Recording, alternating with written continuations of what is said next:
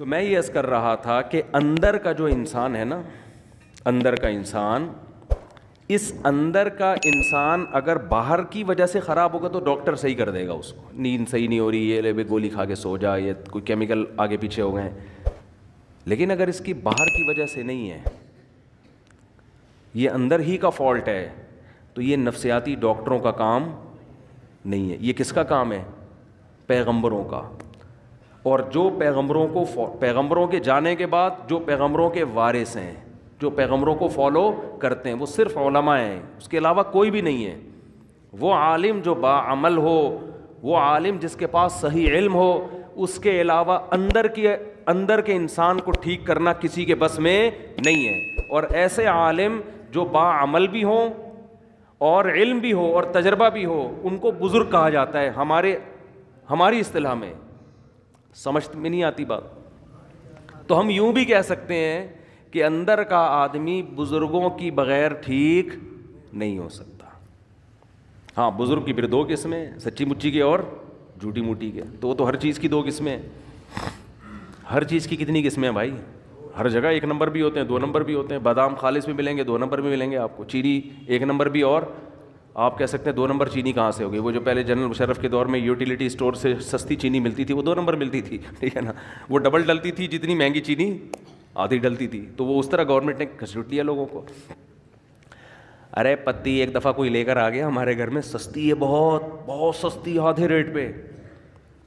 اتنی سستی پتی فلاں جگہ سے مل رہی ہے. تو جو وہ سستی پتی مل رہی ہوتی ہے نا، اس کے 2 چمچے ڈلتے ہیں، اور مہنگی والی کے 1 چمچہ ڈلتا ہے. اور وہ 2 چمچے ڈل کے بھی وہ ذائقہ نہیں آتا اس کا. سمجھ رہے ہو؟ تو یہ گورنمنٹ جب سستائی کرتی ہے نا، تو یہ سیٹنگ ہو جاتی ہے حکومت کی. نہیں آ رہی سمجھ میں؟ تو ہر چیز میں جب 2 چیزیں ہوتی ہیں، 1 نمبر بھی اور موبائل 1 نمبر 2 نمبر ہوتے ہیں کہ نہیں ہوتے؟ تو یہ کہنا کہ سارے بزرگ ہی غلط ہوتے ہیں.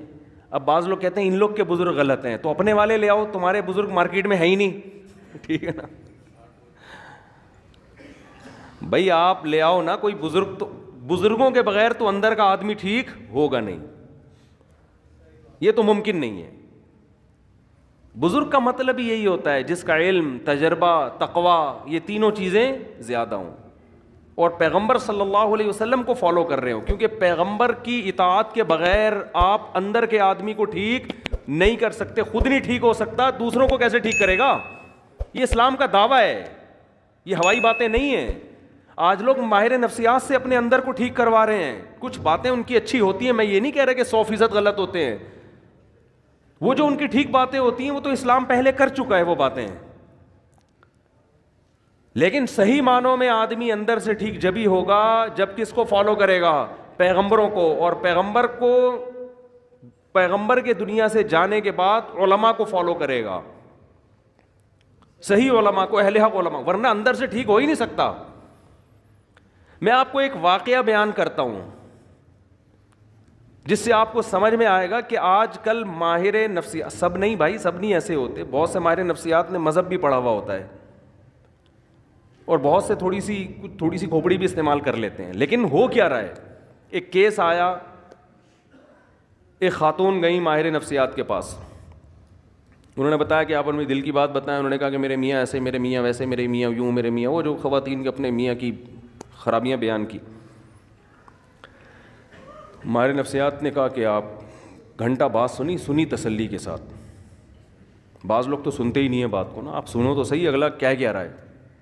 انہوں نے کہا میاں سے علیحدگی لے لو، آپ ٹھیک ہو جاؤ گی. آپ کا فالٹ کیا ہے؟ آپ کا فالٹ کیا ہے؟ میاں. تو میاں سے کیا لے لو؟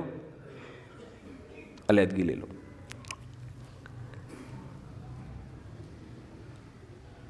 میاں کے بارے میں سب سے پہلے تو یہ پوچھنا چاہیے کہ آپ کو ان سے چڑ کیوں ہے، اس میں خرابی کیا ہے. سمجھ رہے ہیں؟ میاں سے کے بارے میں پوچھا گیا کیا خرابی ہے؟ نان نفقہ دیتا ہے؟ ہاں جی نان نفقہ بولو دیتا ہے. میاں جو بھی میاں بیوی کے ازدواجی تعلقات ہوتے ہیں، بعض دفعہ وہ نہیں ہوتے 2-2 3-3 سال سے، تو عورت ڈپریشن میں جاتی ہے. وہ ہوتے ہیں، ہاں جی وہ بھی بھرپور ہو رہے ہیں. جوائنٹ فیملی میں رکھا ہوا ہے میاں نے, ساس بہو نہیں جی, ساس کا کوئی چکر نہیں ہے, الگ گھر لے کے دیا ہوا ہے. میاں آتے کتنی دفعہ جی اتنا ٹائم میاں مجھے دیتے ہیں. کھوپڑی تھوڑی سی استعمال کرنی چاہیے. یہ سب باتیں جب کر لی ہیں تو اب آپ اس خاتون کو سمجھائیں کہ محترمہ فالٹ میاں میں نہیں ہے, فالٹ کس میں ہے, بولو آپ. وہ کہہ رہی ہے اسے طلاق لے کے نا جاب کرو. کیا کرو؟ جاب کرو. آپ اس دیواجی زندگی اختیار نہ لے کے چلو. یہ میں زیادہ ڈیٹیل میں نہیں جاؤں گا اس میں نا, کیونکہ پھر بعض لوگ سمجھ جاتے ہیں کس کی بات ہو رہی ہے. میں زیادہ ڈیٹیل میں نہیں جاؤں گا, میں کھل کے بات کر نہیں پا رہا. جزوی واقعات ہوتے ہیں نا لوگوں کے, یہ ایک واقعہ ہوتا نا تو ہم کہتے ہیں کہ یہ جو ہے ماہر نفسیات سے غلطی ہو گئی ہے. یہ بہت زیادہ واقعات ہیں. ہمارے ہاں اکثر ماہر نفسیات مذہب سے بالکل فارغ ہیں. اس خاتون کو یہ حل بتایا جا رہا ہے کہ ڈیورس لو اور جاب کرو. یہ نہیں پتا کہ یہ جب ڈیورس لے گی ایسے میاں سے جس میں کوئی فالٹ, کوئی بڑا فالٹ نہیں ہے, کیونکہ میں بھی جانتا ہوں ان کی حالات کو, کوئی بڑا فالٹ نہیں ہے. تو جب یہ ڈیورس لے کے جاب کر کے, عورت کی ضرورت صرف جاب تھوڑی ہے, اور طلاق یافتہ عورت نکاح کس سے کرے گی؟ ہمارے ہاں بعض ڈاکٹروں کو اس سے کوئی غرض نہیں ہے. وہ کہیں گے کیا ضرورت ہے ان سب چیزوں کی. زنا کو پیشہ بنا سکتی ہے ایک عورت, زنا کی طرف مائل ہو سکتی ہے ایک عورت. تو ایسے الٹے مشورے, ایسے الٹے مشورے. ہونا یہ چاہیے کہ عورت کو یہ سمجھایا جائے کہ بیوی شوہر کا اتنا بڑا حق اللہ نے رکھا ہے کہ اگر کسی کو سردے کا حکم ہوتا تو عورت کو حکم ہوتا کس کو سردہ کرے؟ شوہر کو. وہ جو بار بار زوجہ کے پاس آ رہا ہے نا, تو اس کو بھی تعبیر کیا شہوت پرست ہے. یہ بھی تو کہا جا سکتا ہے کہ اس کو تم سے محبت اتنی ہے کہ تمہارے بغیر رہ نہیں سکتا, لیکن اس کو تعبیر کیا جا رہا ہے کہ شہوت پرست, اپنی خواہش پوری کرنے کے لیے رکھا ہوا ہے اس نے. ہر چیز کو کہاں لے کے جانا؟ الٹا. میں بہت سی ایسی ماہر نفسیات خواتین کو جانتا ہوں جن کے اپنے گھر بسے ہوئے نہیں ہیں. میں دیکھیں کسی خاص ماہر نفسیات کے بارے میں نہیں کہہ رہا, سارے ایک جیسے نہیں ہوتے. کہیں آپ کسی ڈاکٹر کو سمجھانا شروع کریں تمہارے بارے میں بات ہو رہی ہے.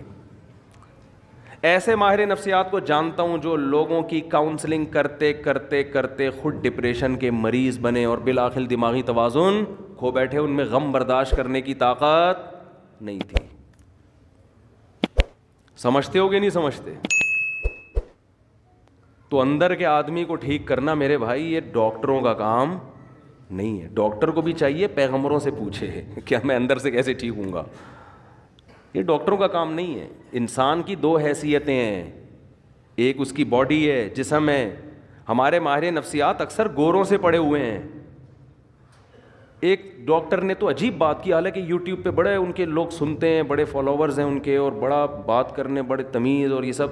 میں ان کی اسپیچ سن رہا تھا, انہوں نے کہا کہ یہ جو نکاح ہے نا, نکاح اس کی تاریخ ہے 5000 سال قبل مسیح, یعنی حضرت عیسیٰ علیہ السلام سے 5000 سال پہلے یہ شادی بیاہ کا رواج شروع ہوا ہے. میں نے کہا اب آپ دیکھو, ایسی اللاجیکل بات ہے, ایسی اللاجیکل بات, اور ایسی اللاجیکل بات کرنے والا آدمی لوگوں کی کاؤنسلنگ کر رہا ہے, اندر کے آدمی کو ٹھیک کرنے کی کوشش کر رہا ہے.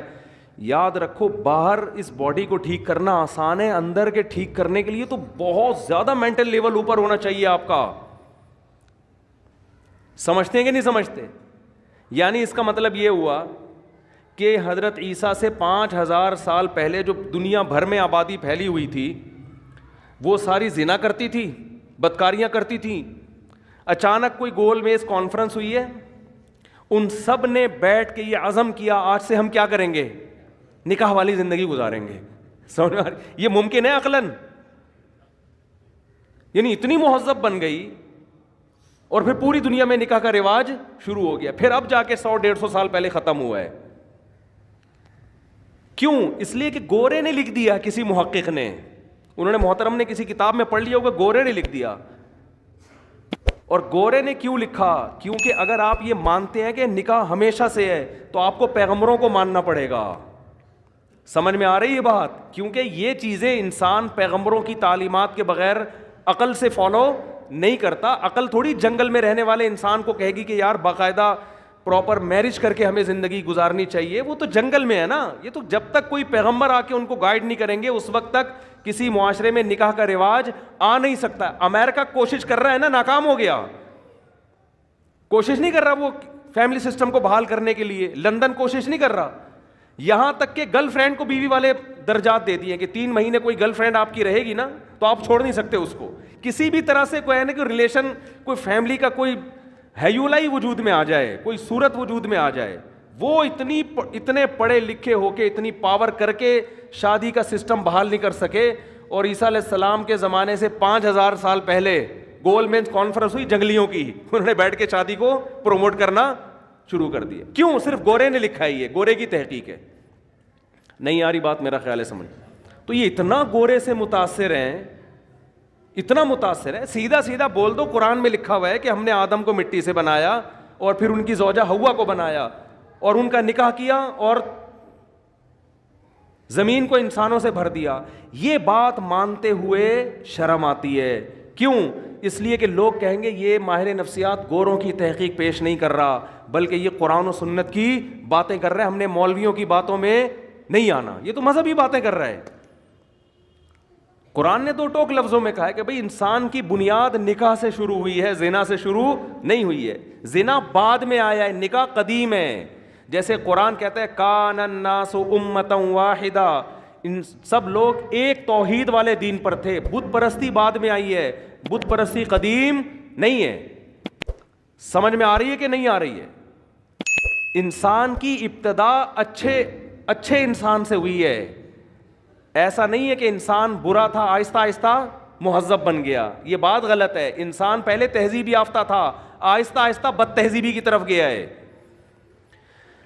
کیا کریں, ہمارے جو لبرل طبقہ ہے نا وہ الٹی کہانی بتاتا ہے. وہ کہتے ہیں پہلے انسانوں میں تہذیب نہیں تھی, اب کس میں, اب انسانوں میں کیا آ گئی ہے؟ تہذیب. مذہب یہ کہتا ہے پہلے انسان تہذیب یافتہ تھے, آہستہ آہستہ بد تہذیبی آئی ہے, شرک آیا ہے, زنا آیا ہے. پہلے تو میرج سسٹم تھا, پہلے تو خاندانی نظام تھا, پہلے تو توحید تھی, ایک خدا کی عبادت پیغمبروں کو لوگ مانا کرتے تھے. سمجھ میں آ رہی ہے بات کہ نہیں آ رہی ہے؟ تو اندر کے انسان کو ٹھیک کرنا میرے بھائی کس کا کام ہے؟ یہ پیغمبروں کا کام ہے. اس میں آپ ڈاکٹروں سے رابطہ نہ کریں, یہ پیغمبر ہی ٹھیک کریں گے. تو اندر کے میں بات عرض کر رہا تھا آپ سے, میرے پاس تو کتنے لوگوں کی کالز آئی ہیں. جب میں کال اٹھایا کرتا تھا ونس اپون اے ٹائم, کیونکہ جب بھی میں بات کرتا ہوں لوگ ایک دم جلنا شروع ہو جاتے ہیں, یار پتہ نہیں کون سی کال آپ کے, ہم تو کرتے ہیں تو اٹھاتے نہیں مفتی صاحب. جب میرا موڈ ہوتا ہے نا تو میں کالیں اٹھانا دھڑا دھڑ شروع کر دیتا ہوں, پھر ایک دم بند کر دیتا ہوں. آپ کیا ایسا کیوں؟ اب میری مرضی ہے, اور کیا, میرا فون ہے, میری جیب ہے, میرا کان ہے, میری مرضی, اور کیا اس میں آپ یہ اس میں کیوں کا کیا مطلب؟ میں جب دیکھتا ہوں کہ بھائی میں پاگل ہو رہا ہوں فون سن کے تو میں بند کر دیتا ہوں. اب لوگ کہتے ہیں اتنی ضروری بات ہے, اتنی ضروری بات ہے. ہمارے محلے میں ایک ڈاکٹر صاحب تھے, وہ بیچارے ڈاکٹر بن کے ان کا خیال یہ تھا کہ میں لوگوں کا علاج کرتے کرتے خود دنیا سے چلا جاؤں. کوئی محلے میں کوئی ایمرجنسی ہو, لوگ ان کا گیٹ جا کے بجا رہے ہیں. اب ظاہر ہے ایمرجنسی تو ہوگی نا, کسی کا ہارٹ کا مسئلہ ہوگا, کسی کے گردوں میں پین ہوگا. وہ ڈاکٹر بیچارے کا ایسا حشر کیا لوگوں نے کہ وہ اس کو خود ہارٹ اٹیک ہو گیا. ڈاکٹر صاحب کو خود کیا ہو گیا؟ ہارٹ اٹیک ہو گیا.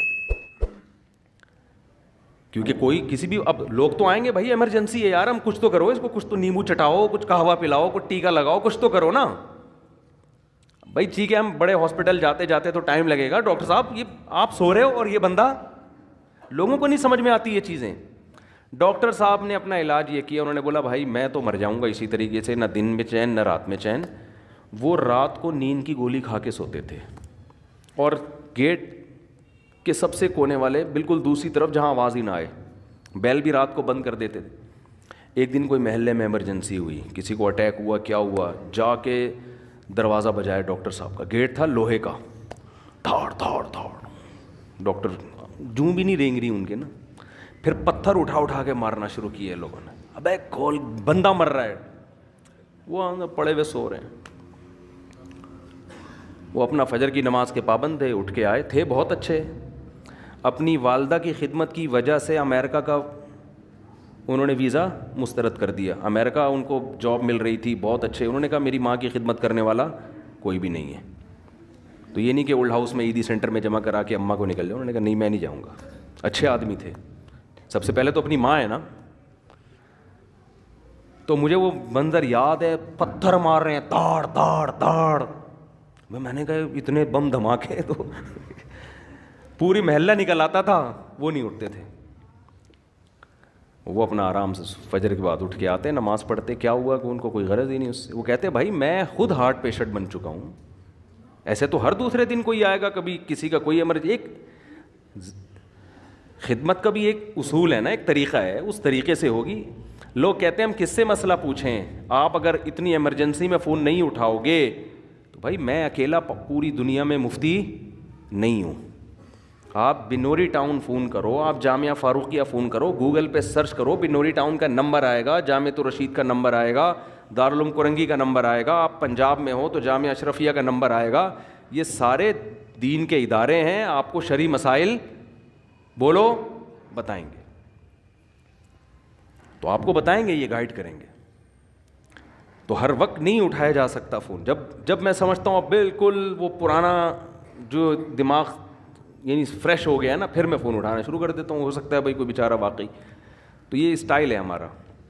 آپ کہہ سکتے ہیں ٹائم متعین کر دے, وہ کر کے دیکھا وہ بھی نہیں بن پا رہا. اس میں پھر لوگوں, مجھے کوئی ایمرجنسی کام پڑتا ہے تو لوگوں کو پھر فون نہیں اٹھا پاتا. خیر, تو اور بار بار یہ بات عرض کر رہا ہوں, اب بھی لوگ میرے پاس آ کے مسلط ہو جاتے ہیں کہ ہمیں رشتہ بتائیں, رشتہ بتائیں, رشتہ بتائیں. میں نہیں بتاتا رشتہ, میں مارنا پیٹنا شروع کر دوں گا. مذاق نہیں کر رہا میں. انسان کی برداشت کی ایک انتہا. کل بھی ایک صاحب آئے ایسے باتوں میں نے گھننے بن کے ایسے آرام سے آ کے یوں کر کے بیٹھ گئے, اور ایسے نا یوں کر رہے ہیں جیسے بالکل مجھے کوئی کام ہے ہی نہیں. اسٹائل سے میں سمجھ گیا بیٹا یہ بندے کو رشتہ چاہیے.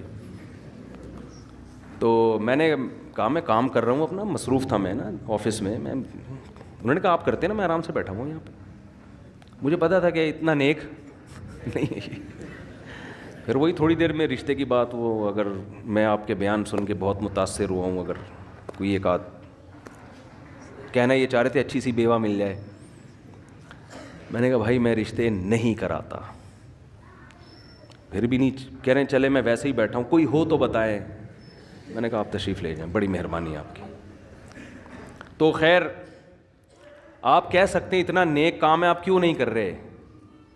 بھائی اگر ہمارے پاس اس سے زیادہ اچھے کام کرنے کا موقع نہیں ملے گا تو میں یہ والا کام شروع کر دوں گا. اس سے زیادہ ضروری کام ہے, یہ کام کوئی دوسرا بھی کر سکتا ہے. علامہ شبیر احمد عثمانی رحمہ اللہ نے لکھا ہے کہ اگر کوئی عالم راستے میں سبیل کھول کے بیٹھ جائے پیاسوں کو پانی پلانے کے لیے تو گنہگار ہوگا, ثواب نہیں ملے گا اس کو. اس لیے کہ اس کے لیے عالم بننے کی کیا ضرورت تھی. کبھی کسی ڈاکٹر کو دیکھا کلینک بند کر کے لوگوں کو مٹکے لے کے پانی پلا رہا ہو, آ جا بھائی فری میں شربت پلا رہا ہو. کبھی کسی ڈاکٹر کو دیکھا آپ نے, یا کلینک بند کر کے رشتوں کی دکان کھول کے بیٹھا ہوا وہ. مجھے بتاؤ جینا ہاسپٹل میں کوئی اچھا سرجن ہے, کبھی اس کے پاس گئے کہ حضرت میری کوئی اچھی سی شادی کرا دیں؟ وہ کہے گا تو گردے کٹوانا ہے, تو پتھری نکلوانی ہے, تو میرے پاس آ, یہ کوئی شادی دفتر نظر آ رہے تجھے؟ اب آپ اس کو یہ دلیل دو گے کہ انسانیت کی خدمت نہیں کر رہے آپ. وہ کہے گا میں یہ جو چاپڑ لے کے بیٹھا ہوا ہوں یہاں پہ, چھری چاپڑ, یہ کیا کر رہا ہوں میں؟ گوشت کاٹنے کے لیے بیٹھا ہوں یہاں پہ, میں قصائی نظر آ رہا ہوں تجھے؟ میں زیادہ بڑا کام کرنے کے لیے بیٹھا ہوں, لوگوں کے دل کا آپریشن کر رہا ہوں, میں وال سیٹ کر رہا ہوں. تو شادی دفتر بنے میرے بھائی رشتوں کے لیے. آپ کہہ سکتے ہیں پھر شادی کی باتیں کیوں کرتے ہو؟ تو باتیں تو قرآن نے بھی کی ہیں, ترغیب دی ہے. نکاح کی ترغیب دینا یہ علماء کا ٹاپک ہے, شادیاں کرانا یہ علماء کا ٹاپک نہیں ہے. سمجھتے ہو؟ نکاح کی ترغیب تو ہم ترغیب نہیں دے رہے رشتے والے, وہ ہمارا کام ہے, وہ قرآن و سنت کا کام ہے. تو یہ نہیں کیا کریں بہت زیادہ, اس میں آدمی کو پھر ہوتا ہے پھر میں بد اخلاقی پہ آؤں گا, ایک دفعہ بول دیتا ہوں نہیں کراتا, پھر وہ بیٹھ جاتا ہے, پھر چپک جاتا ہے. بھائی نہیں ہے, ناممکن ہے, ہوگا بھی تو بھی نہیں بتاؤں گا میں, جاؤ. اچھا اتنے تیز ہوتے ہیں, وہ کہہ رہے وہ آپ اس کو بتا رہے تھے نا, اس کو کیا بتا رہے تھے, حالانکہ اس کو بھی میں ٹرخا رہا تھا ٹرخا رہا تھا اس کو بھی میں. تو ہمارا کام مردوں کو نہلانا ہمارا کام نہیں ہے. دیکھو ہم غسل دینے کا طریقہ بتائیں گے, مردے آپ خود نہلایا کرو اپنے. ایک صاحب مجھے کہنے لگے کہ صاحب اتنا ثواب کا کام ہے, آپ محلے میں جا کے مردے کیوں نہیں نہلاتے؟ کسی کی میت ہوتی ہے, آپ کیوں نہیں جا کے نہلاتے اس کا مردہ؟ اتنا ثواب ہے اس میں. میں نے کہا دیکھو خود نہانا بھی تو ثواب ہے نا. کہتے ہیں نہیں لوگوں کو مردوں کو نہلانا آتا نہیں ہے, اس لیے آپ جا کے نہلا دیا کریں, ثواب مل. میں نے کہا لوگوں کو تو خود بھی نہانا نہیں آتا, غسل کے فرائض معلوم نہیں ہے, تو میں جا کے بالٹیاں پانی ڈالوں گا ان کے اوپر کہ یہ ہے سنت طریقہ. بھائی ہم طریقہ بتائیں گے, چاہے مردے کو نہلانے کا ہو یا خود نہانے کا ہو, نہانا آپ نے خود ہے. تو آپ اپنی میت کو خود نہلائیں گے, بیٹا باپ کو نہلائے گا, بھائی بھائی کو نہلائے گا, بیٹی ماں کو نہلائے گی. یہ تو عیدی سینٹر سے بھی یہ کام نہ کروایا کرو, بری حرکت ہے. میت کو عیدی سینٹر بھیج دینا نہلانے کے لیے انتہائی گھٹیا حرکت ہے. تمہارے باپ جس کی موت ہوئی ہے کمبختو, بہت افسوس ہوتا ہے مجھے کہتے ہوئے, کم از کم آخری خدمت تو خود کر لو اس کی. اتنی نفرت اس کی باڈی سے کہ عیدی سینٹر بھیج دیا جاؤ, نہلا کے لے آؤ. کس مذہب نہ ہونا, اور یہ پڑھا لکھا طبقہ جو ہمارا جس طرف جا رہا ہے, اللہ کی پناہ ہے, 100 دفعہ اللہ کی پناہ مانگتے ہیں ہم اس کلچر سے, کہ کم از کم یار آخری خدمت بیٹی ماں کی کر لے, اس کو خود نہلا تو دے. ایسا ہوتے ہیں جیسے کوئی تعلق ہی نہیں ہے اس سے. تو یہ کام علماء کا ہے نہیں, میتوں کو نہلانا, میتوں کو کفن دینا. بعض لوگ پروفیشنل بیسس پہ یہ کام کر رہے ہیں, ان سے کروائیں آپ, یا ویسے ہی کوئی فی سبیل اللہ کر رہا ہے تو کرو, میں نہیں کروں گا یہ کام. سمجھتے ہو؟ تو بات کہاں سے کہاں چلی جاتی ہے یار. میں عرض کر رہا تھا بھائی اندر کے آدمی کو ٹھیک کرنا کس کا کام ہے؟ یہ پیغمبر